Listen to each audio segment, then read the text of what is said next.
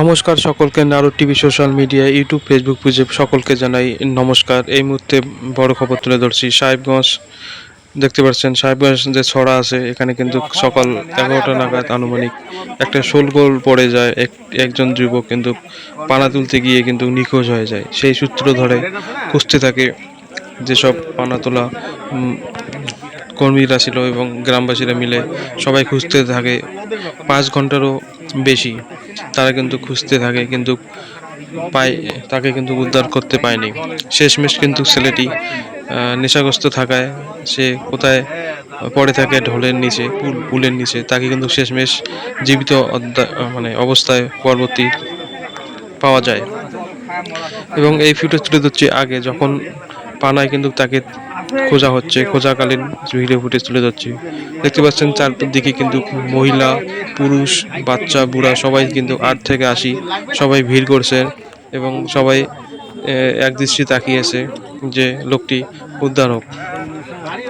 সরাসরি তুলে ধরছি এই সোশ্যাল মিডিয়ার নারদ টিভি ক্যামেরায়। এই ঘটনাটি ঘটেছে, আমরা বলি, সাহেবগঞ্জ গ্যাস অফিসের পাশে যে সাহেবগঞ্জে ছড়া আছে বিলে কিন্তু এই ঘটনাটি ঘটে। শোনা যায় তিনি নাকি নেশাগ্রস্ত ছিল এবং কিছুটা কাজ করেছিলেন পানা তোলার, তারপর কিন্তু হঠাৎ নিখোঁজ হয়ে যায়। তাদের সঙ্গীরাও কিন্তু বুঝতে পারেনি যে কোথায় উধাও হয়ে গেছে। তারপরে যখন খবর হলো যে তাকে পাওয়া গেছে, দেখতে পাচ্ছেন সবাই কিন্তু হুড়মুড় করে রাস্তার দিকে এগিয়ে যাচ্ছে। সেই ফুটেজ সরাসরি তুলে ধরছি নারদ টিভি ইউটিউব ফেসবুক পেজে। ভিডিওটি কোথা থেকে দেখছেন আপনারা জানাবেন এবং এই চ্যানেলটি নারদ টিভি, বানান বড় হাতের ANAROD space TV, ANAROD space TV. YouTube Facebook রয়েছে, সবাই নতুন নতুন ভিডিও পেতে এই চ্যানেলটি সবাই সাবস্ক্রাইব করবেন। দেখতে পাচ্ছেন প্রচুর ভিড়, প্রায় 5.5 ঘন্টা কিন্তু অতিবাহিত হয়ে গেছে খুঁজতে খুঁজতে।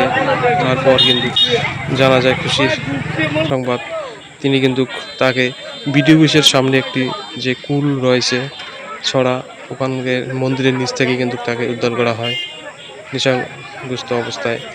তাকে তার পরবর্তী কিন্তু পাওয়ার পর সাহেবগঞ্জ থানায় তাকে নিয়ে যায়। সেই ফুটেজ সরাসরি তুলে ধরছি নারদ টিভি ক্যামেরা।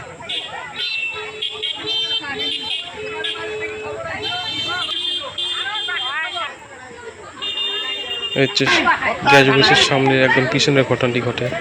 সরাসরি সেই ফুটেজ তুলে ধরছি নারদ টিভি ক্যামেরা। ভিডিওটি কেমন হয়েছে ভালো লাগলে শেয়ার করবেন। অবশেষে যুবককে উদ্ধার পেয়ে এই হচ্ছে সেই কুল, দেখতে পাচ্ছেন মাজান বাবার মন্দিরের নিচে।